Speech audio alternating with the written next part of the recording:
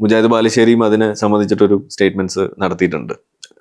കേട്ടോന്ന് എനിക്കറിയില്ല. അതായത് മോഹൻലാലും മമ്മൂട്ടിയും ഒക്കെ വെച്ച് കമ്പാരിസൺ നടത്തിയിട്ട് അവർ വളരെ മോശമായിട്ടുള്ളൊരു പ്രതികരണമാണ് നടത്തിയിരിക്കുന്നത്.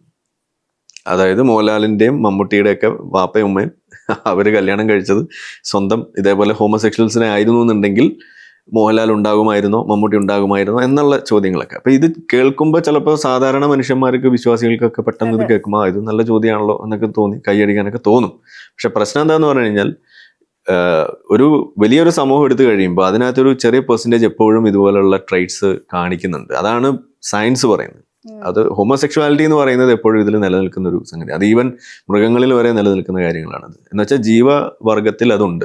അതിന് പല കാരണങ്ങളുണ്ട്.